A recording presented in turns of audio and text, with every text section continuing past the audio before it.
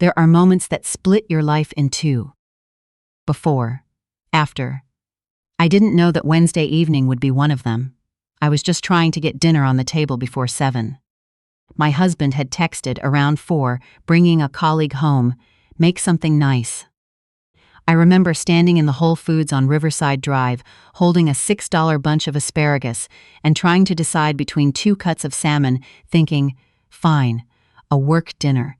I'd done dozens of them. I knew how to make small talk about commercial real estate, how to keep glasses full, how to disappear into the kitchen at the right moment so the men could talk numbers without me hovering. What I didn't know was that my mother-in-law was already home when I got back. She'd come over that afternoon with a blueberry pie from her garden club fundraiser, which meant she'd been sitting in my living room for 3 hours with nothing to do but wait for something to criticize. "You're wearing that?" she said, when I walked through the door with both arms full of grocery bags. I was wearing jeans and a blue linen top. I thought I looked fine. I should back up. My name is Darcy. I'm 34 years old, and I grew up in Findlay, Ohio, a small town, about 45,000 people, the kind of place where everyone knows your parents and your parents' parents. My mom worked dispatch for the county sheriff's office for 22 years. My dad ran a 2-bay auto repair shop until his knees gave out. We were not wealthy. We were stable and close, and we took care of each other, and I didn't know until I married into the Hartwell family that some people consider that a character flaw. I met my husband at a fundraising gala, the kind of event my nonprofit job required me to attend twice a year, wearing a dress I'd bought on clearance and pretending I felt at home in rooms I didn't belong in. He was charming and attentive, and when he laughed at something I said, I felt chosen. I was 28. I didn't yet understand the difference between being chosen and being collected. We got married after 2 years of dating. My parents gave us $40,000 toward the down payment on our house, a 4-bedroom colonial in a quiet suburb north of Columbus. It was the single largest financial gift they had ever given anyone, and they gave it without hesitation. My dad drove 6 hours round trip to hand Craig a check at the closing. Craig shook his hand and thanked him. My mother-in-law, who had flown in from Scottsdale where she'd been spending winters since she retired, did not attend the closing. She sent a crystal vase. About a year into our marriage, Craig started making gentle suggestions. "You hate that commute. Your boss doesn't appreciate you. If we're going to start a family anyway, why not now?" I was making $38,000 a year at a small arts nonprofit. He was making nearly $200,000. The math felt simple at the time. I gave my notice in April. By the following December, my mother-in-law had moved into our guest room. Craig's father had passed in the fall, sudden cardiac event, no warning, and she was, understandably, lost. I felt genuinely sorry for her. I welcomed her. I turned the guest room into something comfortable, bought the specific brand of chamomile tea she liked, learned that she needed total quiet before 9 a.m. and total darkness by 10 p.m. I wanted her to feel at home. What I didn't understand was that she didn't want to feel at home in my house. She wanted it to be her house. It started small. She'd reorganize the pantry while I was running errands. Move things in the refrigerator without mentioning it. Ask Craig, right in front of me, whether I was planning to repaint the entryway that same drab beige. By spring, she was making grocery lists and handing them to me like I was her personal assistant, adding little editorial notes in the margins. "Get the organic free range, not the store brand. We're not desperate." She once stood in the kitchen doorway while I was loading the dishwasher and said, "You rinse the dishes too long. You're wasting water." I said nothing. I kept rinsing. When I tried to talk to Craig about it, he had a rotating inventory of responses. "She's still grieving. She doesn't mean it that way. She grew up differently." "Can you just try a little harder?" Once he said with genuine exhaustion in his voice. "Darcy, I can't manage both of you at the same time." I remember staring at him after that, really looking at him, and feeling something go very still inside me, like a pilot light going out. He started coming home late. Not dramatically late, not arriving at 2 in the morning, smelling like a bar. Just later. 7:30 instead of 6. 8 instead of 7. He stopped reaching for my hand in the car. He started sleeping with his phone face down on the nightstand. I noticed all of it and said nothing, because saying something felt more dangerous than pretending I hadn't seen. That's the part I'm not proud of. I was afraid, not of him. Craig was never loud about his cruelty. I was afraid of becoming nobody. I had no job, no professional references that were less than 3 years old, no salary history, nothing in my own name except a checking account with about $400 in it. Because Craig handled all the finances and gave me what he called a household allowance. I was 34 years old, financially dependent on a man who had stopped caring about me. And I had no idea how to change that without losing everything. Then he brought her home. The door opened and Craig walked in, and behind him came a woman I had never seen. She was maybe my age, maybe a little younger, in a cream blazer and wide-legged trousers, the kind of effortless professional polish that comes either from money or from desperately wanting to look like you have it. Her name was Melissa. Craig introduced her to his mother first, stepped right past me in the hallway, walked straight to the living room, and said, "Mom, I want you to meet someone." I stood in the hallway holding a dish towel. My mother-in-law's face changed the moment she saw Melissa. She lit up. She reached out and took Melissa's hand in both of hers and said, "Oh, what a lovely girl." She said it the way you say something when you've been waiting a long time to finally say it out loud. Craig eventually looked at me. "Darcy, can you get Melissa some water? We'll eat in a few minutes." I got her the water. After dinner, which I cooked and served and cleaned up, while the three of them laughed about a trip Craig and Melissa had apparently taken to Charleston, which was the first I was hearing about it. Craig followed me into the kitchen and closed the door behind him. "I need to tell you something," he said. I already knew. I think I had known for months. "Melissa and I are serious. I want to do right by you, Darcy. I talked to a lawyer, and you're entitled to some consideration. I was thinking $20,000. Fresh start. $20,000.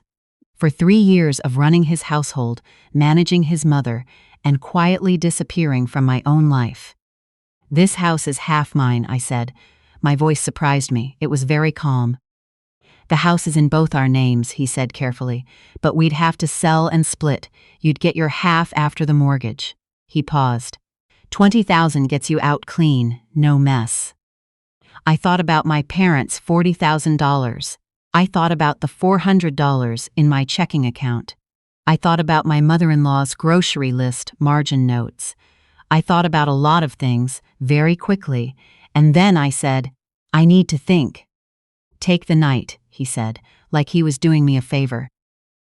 I went upstairs and packed a bag and called my college roommate, who lives 20 minutes away in Worthington. She said, "Come now," without even asking why. I was at her kitchen table by 9:30. I sat there for a while, not crying, just staring at the wood grain of the table. She put a mug of tea in front of me and didn't push. Eventually she said, "Who do you need to call?"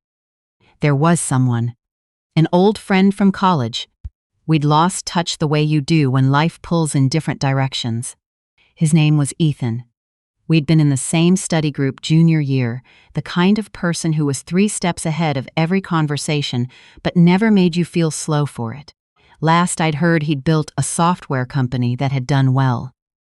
I had his number saved from when he'd reached out a few years ago about a college reunion committee. I didn't even know exactly why I thought of him, I just did.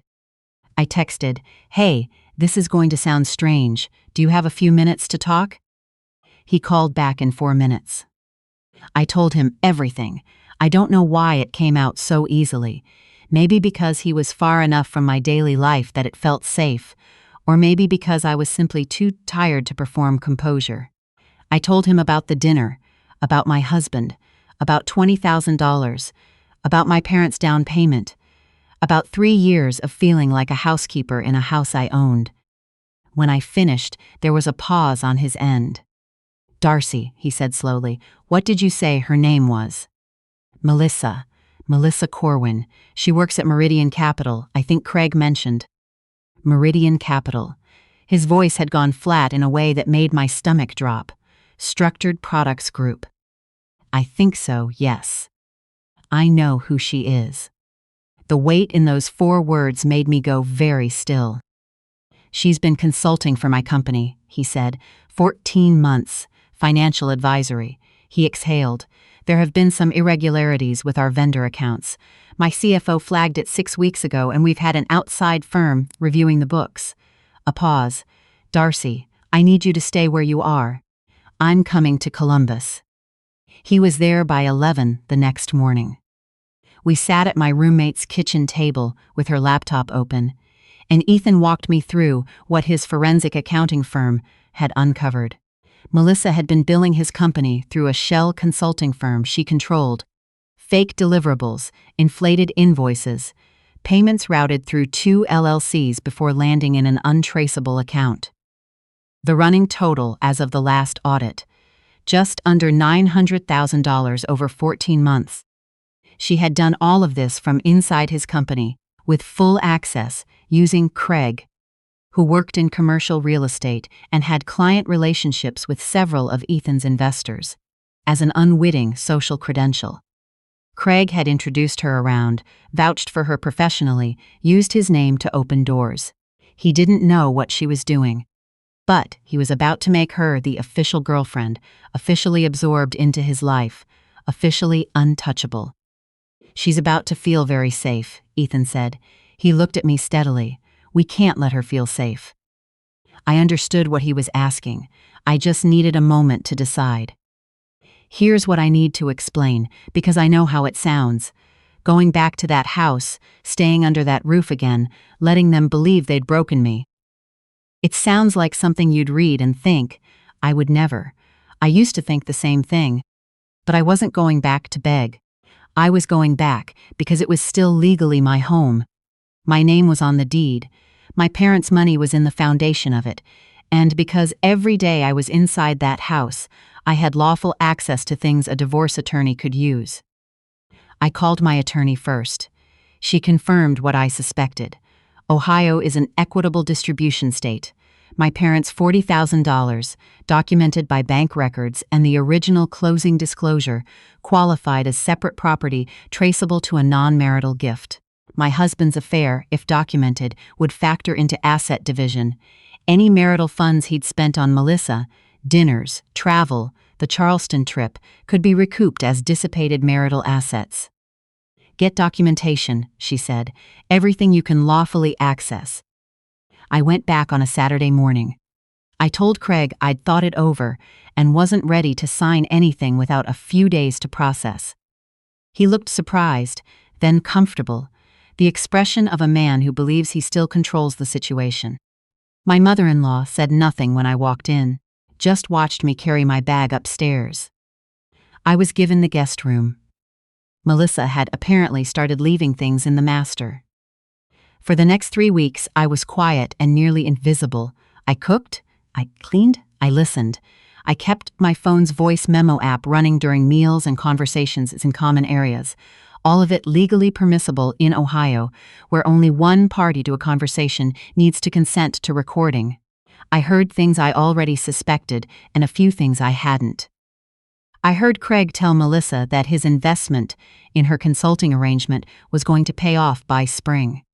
I heard Melissa tell him the return timeline had shifted. I heard my mother-in-law ask Melissa how much her boots cost and then cluck approvingly at the answer. I sent everything to my attorney and to Ethan's forensic team. Ethan and I talked every evening. Not always about the case, sometimes about nothing in particular. What he was working on, what I was thinking about.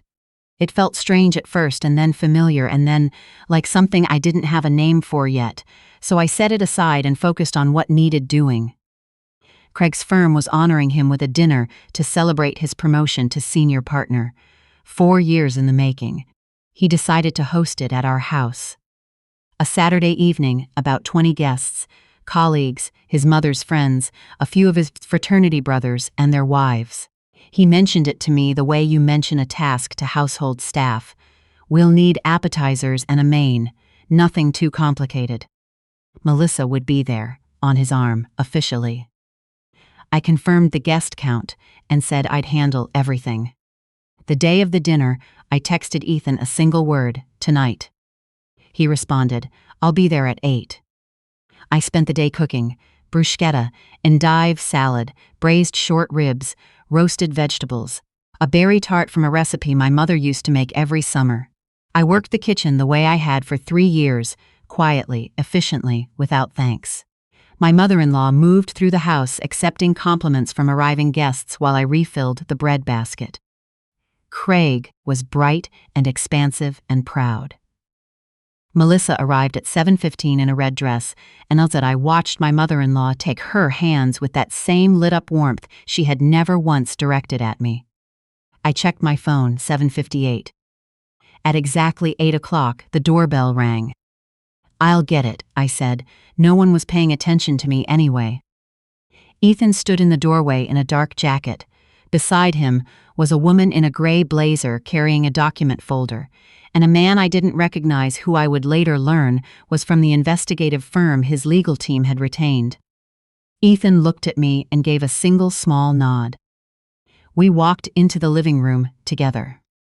Everyone, I said, in a voice that carried across the room, this is Ethan. He's an old friend, and he has something he needs to share. 20 seconds of confused murmuring. Craig beginning to frown. My mother-in-law starting to form a question. And then Melissa turned around. I watched the color drain out of her face, like someone had pulled a plug.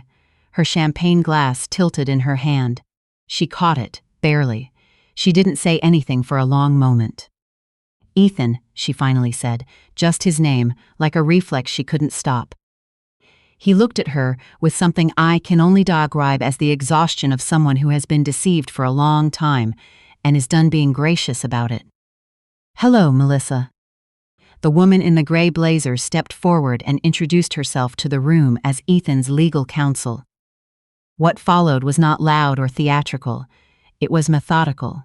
She laid a printed summary document on the dining table, a clean breakdown of 14 months of fraudulent invoicing totaling $870,000, wire transfers, shell company registrations, account numbers, dates, all of it organized into 11 pages. We're providing this as courtesy notification to Mr. Hartwell, she said clearly, as his professional references were used in Miss Corwin's consultancy arrangements. We are cooperating fully with a federal financial crimes investigation. Miss Corwin has been formally notified of the charges. The room had gone absolutely silent. Craig stared at the document. Then he stared at Melissa. His face moved through confusion, then denial, then understanding, then something I can only describe as freefall. Melissa, he said, what is this? She didn't answer him. She was looking at me. My phone rang. I answered it on speaker without breaking eye contact with her. Darcy. My attorney's voice, calm and precise. I'm calling to confirm that I've filed the divorce petition with the Franklin County Domestic Relations Court this afternoon, citing marital fault, document infidelity, and dissipation of marital assets. We have bank statements, credit card records, and audio documentation obtained lawfully. We're also filing a motion to protect your separate property, the $40,000 parental gift documented at closing, and to recover its proportional contribution to the marital estate. We'll have the formal summons served Monday morning. I hung up. One of Craig's colleagues was quietly steering his wife toward the coat rack. The room was emptying the way rooms empty when something real has happened, not in a rush, but in a steady, almost polite exodus, people suddenly finding reasons to be elsewhere. My mother-in-law had sat down heavily on the sofa. She was staring at her hands in her lap. Craig stood at the dining table with both palms flat on top of the legal summary, a man who had just realized the floor was not where he'd thought it was. Darcy, he said, can we please? No, I said, I don't think we can. I picked up my coat from the hook by the door. My bag was already packed, already in my roommate's car parked around the corner. I looked at my mother-in-law. She was staring at nothing, and for the first time she looked genuinely old. "I hope the Garden Club fundraiser was a success this year," I said. I meant it without irony. I had never truly hated her. I had only wanted her to see me, and I had finally stopped waiting for it. I walked out. The door closed behind me and the October air hit my face, and I just stood there on the front porch for a second, breathing it in. The federal investigation moved quickly. Melissa was charged with wire fraud and money laundering 4 months later. She eventually pled down, but she surrendered her securities license and faced significant restitution obligations. Her career in financial services was finished. Craig kept his job barely, but his senior partner promotion evaporated.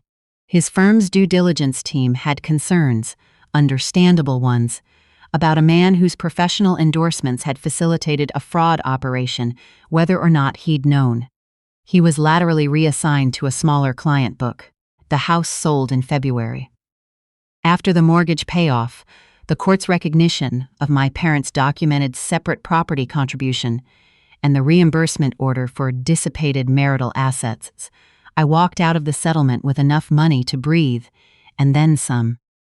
I completed a digital marketing certification program in 5 months, studying at night, on my laptop in my roommate's second bedroom, drinking store-brand coffee, and taking notes in a composition notebook like I was back in college.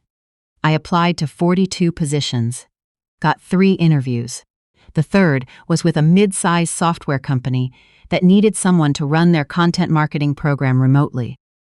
They offered me $62,000 a year, full benefits, and a laptop shipped to my door. I called my parents the night I signed the offer letter. My mom cried. My dad said, "We always knew you had it in you, kiddo." I cried after I hung up, the good kind. Ethan and I kept talking about work, about nothing, about everything that had happened and what came after. In March, he drove down from Cleveland on a Saturday with no particular reason stated, and we walked the trails at Hayden Falls Park in the cold for 2 hours. Somewhere in the middle of it, I stopped pretending I didn't know what this was becoming. I'm not going to say it was simple. I came out of that marriage with a specific kind of wariness that didn't vanish overnight. A habit of bracing for criticism, a flinch around words like allowance and budget that took months to unlearn. Ethan was patient in the way people are patient when they actually mean it, not as a tactic.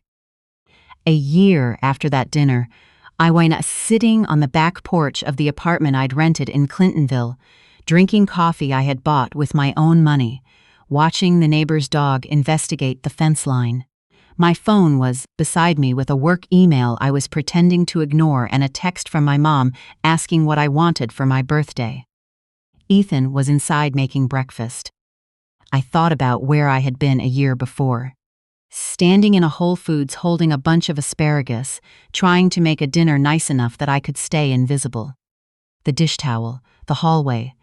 $20,000 offered like charity, 3 years of slow erasure. Then I thought about my parents' check and my attorney's voice on speaker and the way the color left Melissa's face when she understood that the thing she thought she'd buried had walked in through the front door wearing a dark jacket and a quiet expression. I thought you almost had me convinced. Almost. I picked up my phone and texted my mom back, "Surprise me, you always know what I need." I meant it in more ways than one.